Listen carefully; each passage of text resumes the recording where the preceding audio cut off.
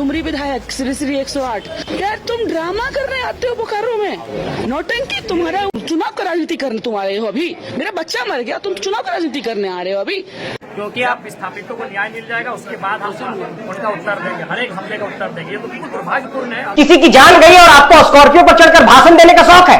ये ड्रामा कर रहा है कि मुझे अरेस्ट कर लिया गया है, कोई ये ड्रामा कर रहा है कि मेरे गाड़ी का बोर्ड तोड़ दिया गया है, कोई ये ड्रामा कर रहा है कि मुझे डीसी ऑफिस में घुसने नहीं दिया जा रहा है, कोई ये ड्रामा कर रहा है कि यहां पर ड्रामा नहीं चलेगा। मैं वैसे असामाजिक तत्वों को, गलत मानसिकता रखने वाले लोग को भी मैं सावधान कर देना चाहता हूँ कि जात पात और क्षेत्रवाद, बाहरी भीतरी के नाम पर राजनीति बंद करे, वो अपना दुकान बंद करे, और अगर करना है तो सभी लोगों को साथ लेकर चलने का क्षमता रखे। नौटंकी मत करो बोकारो में आकर के। और अभी भी चोसलापंथी डुमरी का लड़का लोग, चंद्रपुरा का लड़का लोग आकर के छोड़ दिया है बोकारो में।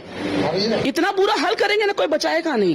हमने विधानसभा के सदन में कहा कि मेरा भाई बहुत अच्छा बात बोला, हमने तो हमेशा समर्थन किया है। जो अच्छा बोलेगा हम तो उसको समर्थन करेंगे, लेकिन जो ड्रामा चोचलाबाजी मेरे यहाँ करेगा ना, बांध के उसको मारेंगे भी हम।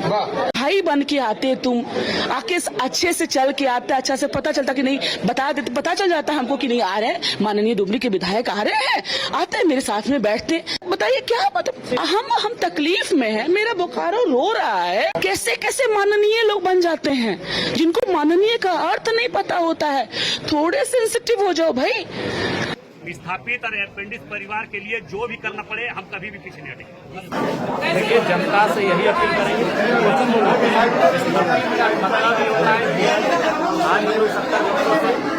देखते हैं अगर सकारात्मक बात आती है तो फिर तमाम जो विस्थापित लोग हैं, विस्थापित संघ हैं, वो आगे निर्णय लेंगे। लेकिन फिलहाल वो अपना जो सरकार आंदोलन कर रहे हैं, जटिल है और अनुशासन के साथ गेट में घुसते समय आपका विरोध किया जा रहा था।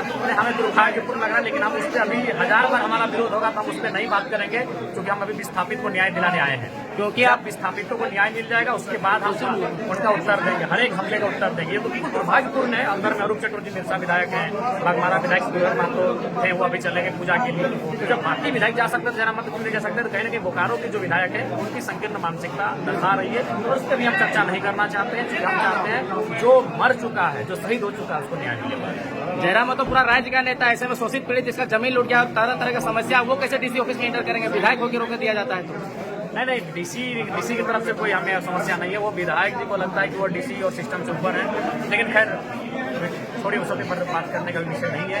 अभी वार्ता सफल हो हम जाएंगे।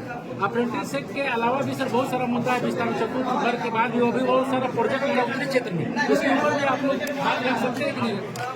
देखिए, सबसे पहला बात, विस्थापित का मामला 70 साल पुराना है। अभी बहुत प्रयास कर रहे हैं, आगे भी प्रयास करेंगे, लेकिन हमें लगता है कि सबसे पहले विस्थापितों को धीरे धीरे आपके जितने भी बैनर अलग अलग बने हैं, उनको समायोजन करने की आवश्यकता है, एक जगह समाहित करने की आवश्यकता है।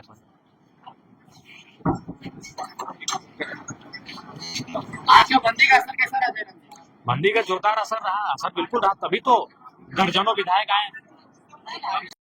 अरे विस्थापितों को जिंदगी का नुकसान हो गया, तो विस्थापितों की चतुर्वर्गीय सीट है, उसके लिए क्या मतलब हो रही है?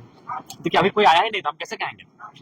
नहीं, बात तो सुन लीजिए कि आप विस्थापितों को न्याय मिल जाएगा, उसके बाद हम उनका उत्तर देंगे, हर एक हमले का उत्तर देंगे। ये तो बिल्कुल दुर्भाग्यपूर्ण है। अंदर में अरूप चतुर्वेदी निरसा विधायक हैं, बागमारा विधायक सुधीर महतो थे, वो अभी चलेंगे पूजा के लिए। तो जब बाकी विधायक जा सकते थे, जरा मत क्यों नहीं जा सकते, तो कहीं ना कहीं बोकारो के जो विधायक है उनकी संकीर्ण मानसिकता दर्शा रही है, और उस पर भी हम चर्चा नहीं करना चाहते हैं। क्योंकि हम चाहते हैं जो मर चुका है, जो शहीद हो चुका है, उसको न्याय मिले। जयराम तो पूरा राज्य का नेता, ऐसे में शोषित पीड़ित जिसका जमीन लूट गया, तरह तरह की समस्या, वो कैसे डीसी ऑफिस में एंटर करेंगे? विधायक होकर रोक दिया जाता है तो नहीं, डीसी की तरफ से कोई हमें समस्या नहीं है। वो विधायक जी को लगता है कि वो डीसी और सिस्टम से ऊपर है, लेकिन खैर थोड़ी उस पर बात करने का विषय नहीं है।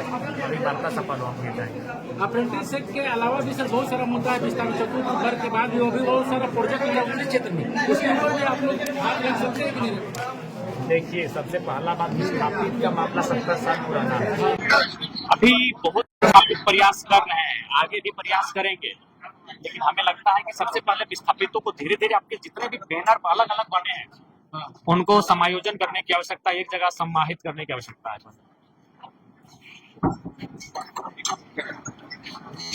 आज का बंदी का असर कैसा रहा?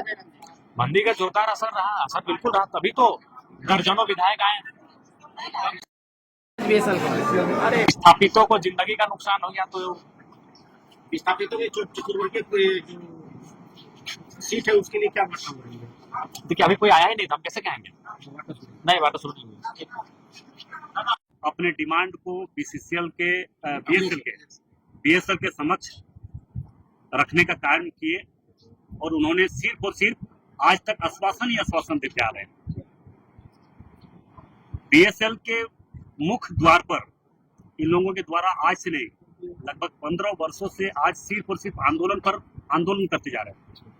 इन लोगों का कोई डिमांड सुना नहीं जा रहा है, जबकि जितने विस्थापित परिवार हैं इन लोगों ने अपने दादा पुरखों का जमीन सारा बीएसएल को दे दिया। सेल को देने के बाद सेल के द्वारा जो आश्वस्त किया गया था कि हम पूरे परिवार को, हर परिवार से नौकरी दिया जाए, उसी आधार पर सारे परिवार के एक सदस्य को अपेंडिक्स भी करवाया गया।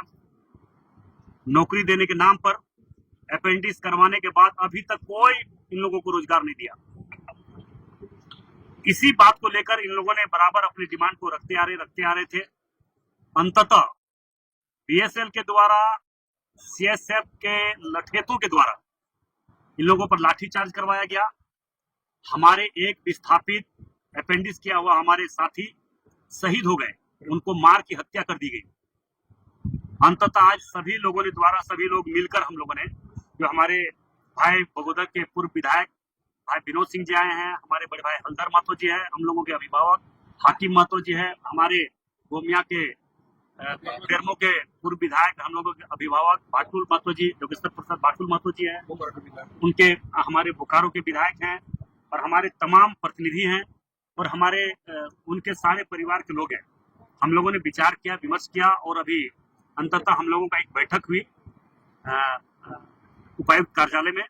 वहां पे हम लोगों को तय हुआ और तय होने के बाद हम लोगों ने उनके परिवार के लोगों के द्वारा निर्णय लिया गया कि पूरे विचार विमर्श होने के बाद कि जितने भी अपेंडिक्स किए हुए लोग हैं लगभग 1300 से 1400 1500 के करीब है, सारे लोगों को प्रत्येक मंथ 50-50 करके रखा जाएगा। अभी कॉन्टेक्ट, उसके बाद इन लोगों को मतलब प्रपोजल बनाकर, परमानेंट कैसे हो इसके पर प्रपोजल बनाकर यहाँ से भेजा जा रहा है। अभी जो हमारे मृतक भाई हैं प्रेम कुमार जी, उनको प्रेम कुमार महतो, प्रेम प्रसाद, उनको तत्काल अभी 50 लाख रुपया का मुआवजा और उनको अभी कॉन्ट्रैक्ट बेसिस पर 25 से 30 हजार का सैलरी दिया गया। उनको भी यहाँ से प्रपोजल भेजा जा रहा है परमानेंट के लिए, यहाँ से प्रपोजल भेजा जा रहा है।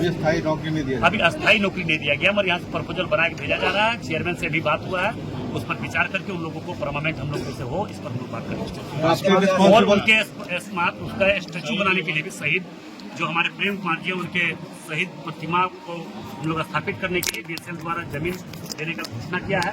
और जितने हमारा जो लड़ाई है, जो हमको अधिकार चाहिए, जो हमको चाहिए, मतलब जो हमारी नियोजन की जो लड़ाई है वो सेल से है, वो सेल से हमको लेना है। इधर उधर सड़क पे भड़कने से हमको हमारा अधिकार जो है वो नहीं मिलेगा। आप